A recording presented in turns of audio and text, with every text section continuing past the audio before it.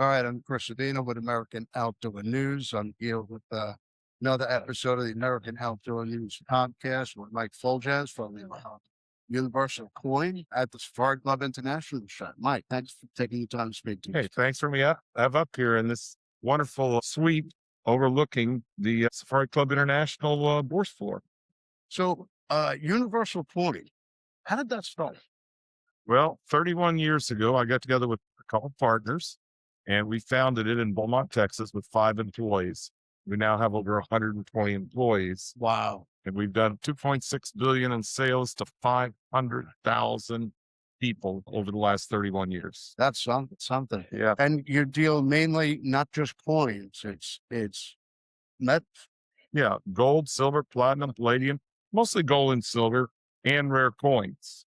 And we also, over the years with my staff, we've taught the courses nationally for the American Numismatic Association, for the Numismatic Crime Information Center on how to detect counterfeits and how to appraise coins. We've been the instructors for decades on that. Wow, so you have the foremost authority. Well, the Texas Attorney General thought that because I wrote consumer protection report for him and for the FTC.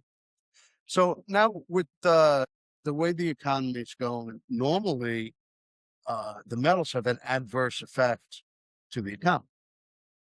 They generally go up when the dollar goes down, and the dollar dropped 10% last year. But gold went up far more because central banks, like those of China, are buying far more than they did 3-4 years ago. Uh-huh. You know, in 2022, the Wall Street Journal said basically gold is dead. It's no longer a safe haven. People do Bitcoin and other things. And boy, were they wrong. It's tripled since they said that. Yeah, it's really taken off, especially over the past 2 years. Well, not just that. I mean, you'll hear on CNBC or in the Wall Street Journal or other papers that gold is, something that goes up when inflation hits and we need low interest rates. It's a supply and demand matter. And people in India can buy ETFs for the first time this year. And boy, have they been buying. Same in China with real estate now. Around the world, ETF buying's greatly. And the refiners can't keep up with refining for bars of silver and gold. It's just amazing. So is the price increase or the demand really come down to the supply and demand? It's more that and safe haven and just results. More people than I've ever seen are putting into IRAs. That's true diversification. The World Gold Council said you should have at least 15% up to 25% in gold or silver in your IRA. And since 2000, gold has more than quadrupled the Dow and S&P. Yes. Since 2022, it's quadrupled the Dow and S&P. Last year, so this isn't just a one-off or a unicorn. Yeah. When something's done it for 25 years and then each major period of the last 5 years, this is a long-term thing, not a short-term that you'll see people say it's a volatile market and it's volatile. It's not more volatile than a lot of stocks are. Yeah. And you know what about gold? They don't replace it with something else. The Dow, the S&P, the Dow stocks, the 30 stocks, if a stock's not doing well, they put a new horse in the race. Gold can't swap out for silver and platinum.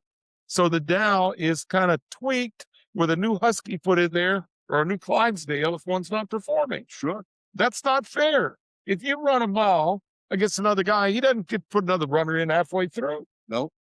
But that's what they do to gold. So what is the difference in trading between gold and silver? Well, there's a little bigger premium on silver, and silver's heavy. I always tell people to say, I want some survival silver. I said, you may not survive it. It's so heavy and takes up so much space to store. I like some silver, but gold's more portable. You have more compact wealth. When the hurricanes hit in Beaumont, Texas, and Lake Charles, Louisiana, along the Gulf Coast, I could grab a tube of 1-ounce gold coins and trade it in at coin shops where I knew people and get full value and take care of my employees and my needs when Chase Bank could not give me money in my account for 2 weeks. And then I was limited for the next 2 weeks to $500 a day. So it's good emergency money. It's good mad money for some. Sure. So here's a question for you. The usefulness of silver, doesn't that exceed the usefulness of gold? Yes, 2 different types of metal. One, gold is kept since like 500 BC as a sign of wealth, more so than silver. Silver is more of an industrial metal that is not as much used in jewelry. It is, but not as much. It's the best conductor on the planet, far better than copper. It's in AI, and all the growing needs of AI means lots of silver. It's in solar panels. You think of any machinery, anything that needs conductivity of electricity, you need silver. And industrial demand for silver is outpaced supply by large margin the last 5 years in a row. So in China, just announced a month ago, they are cutting off a lot of the supply of their silver, and they're one of the largest refiners in the world, the largest refiner in the world. They're cutting off a large spot for 2 years to the world, which sent silver speculation way high. They put new margin rules and borrowing rules in COMEX and Shanghai, which to curb some of this. So there's been wild jumps. Silver got up over $100, back down in the 70s. Gold got to 5,500. Now it's right around 5,000, popping up or down. But when I collaborated with Steve Forbes at a conference in the fall of 2023, October, gold was around $1,800. We both thought it would go to 2,600. It did. The next year we thought 3,500. It did. And I believe gold will hit this year at least 6,500 to 7. And it's not just me. JP Morgan Chase says they believe gold will get to 6,300 this year. Wow. You should own some gold, having different stocks in true diversification. You need gold. You need some CDs in the bank. You need maybe your home, some real estate.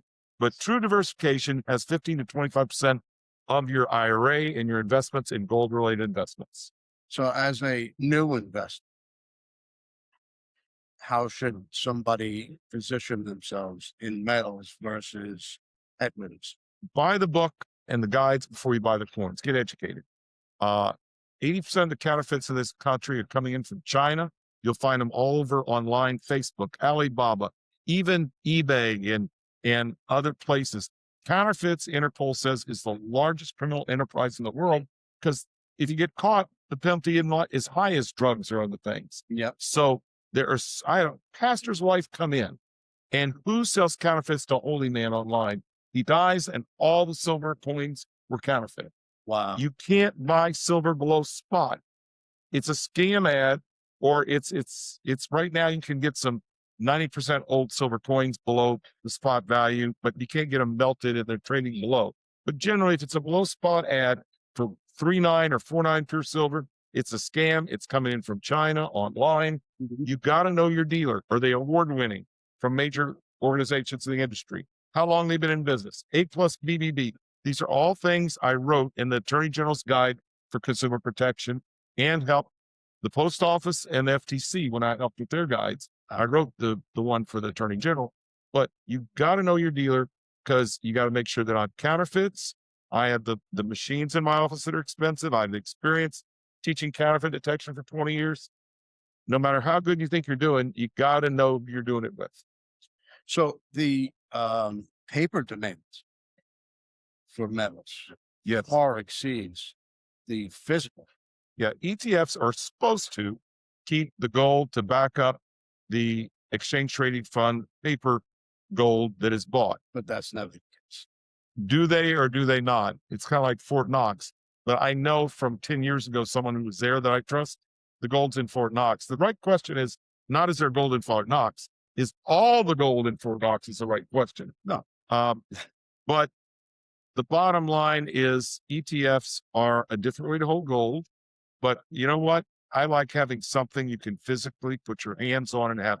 Now, don't keep it at home. I interviewed FBI, Secret Service, police in our area.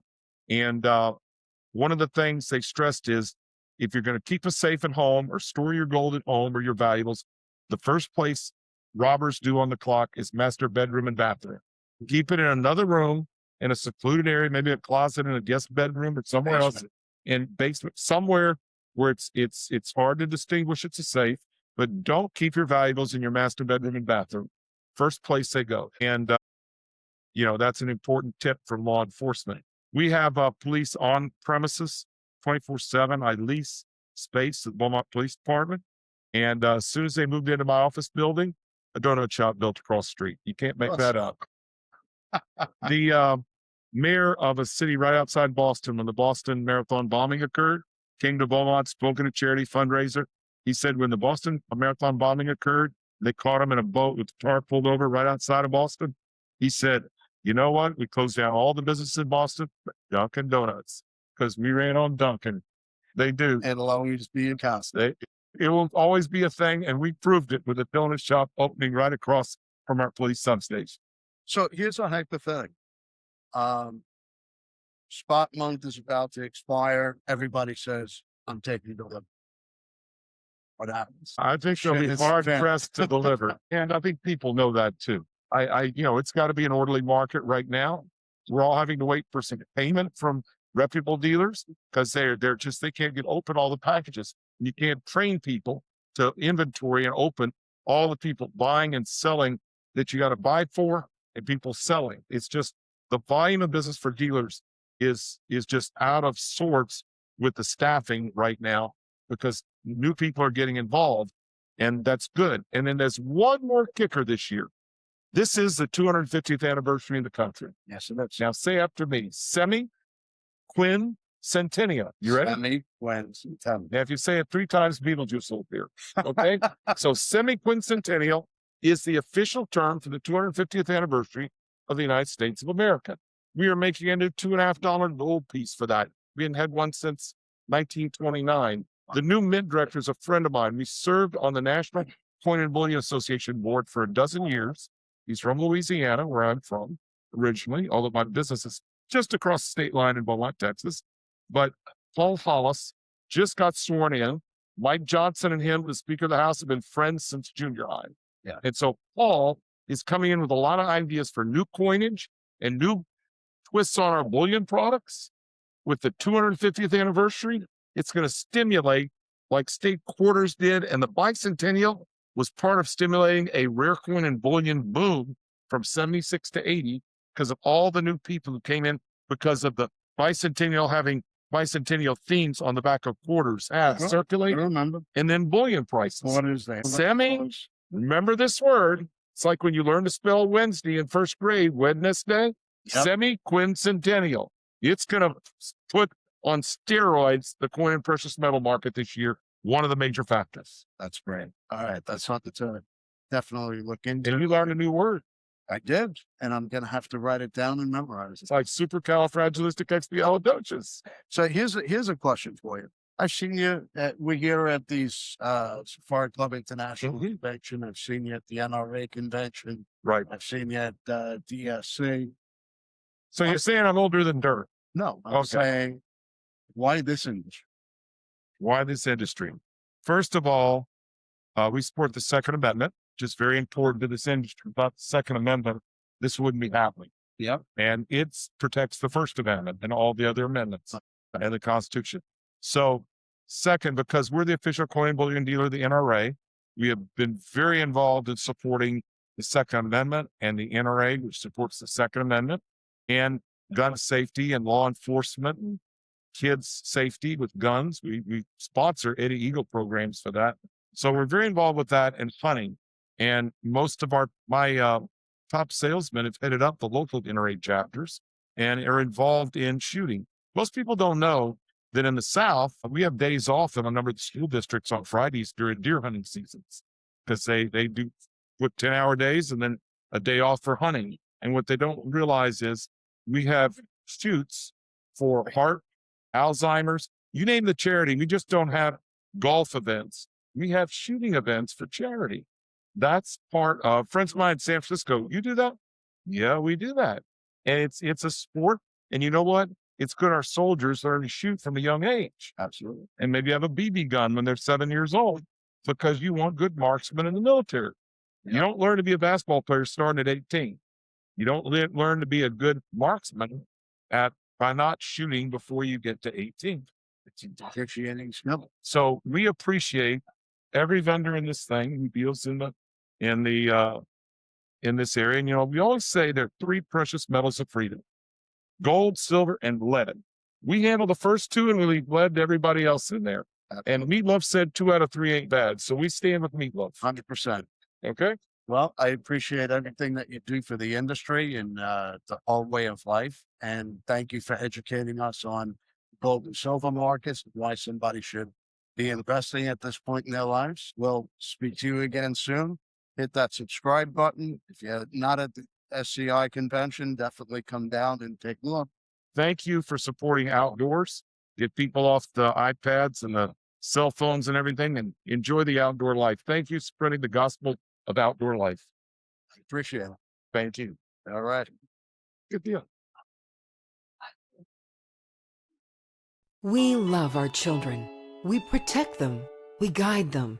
We prepare them for life in the world. With all that we do, from deep in our hearts, we cannot control all things. Life-threatening illnesses and disabilities affect far too many of our children each year. While we cannot change the circumstance, we can make dreams come true. Dreams to provide hope, to provide spiritual healing and strength, to provide moments of happiness and relief in the hardest of times. We can give a glimmer of light and hope in a time of darkness and despair. Join huntofalifetime.org to help make dreams come true, to provide hope for children with life-threatening illnesses and disabilities. Hunt of a Lifetime is a non-profit organization fulfilling dreams for hunting and fishing trips to youth 21 and under with life-threatening illnesses and disabilities. Visit huntofalifetime.org to learn how you can make a difference.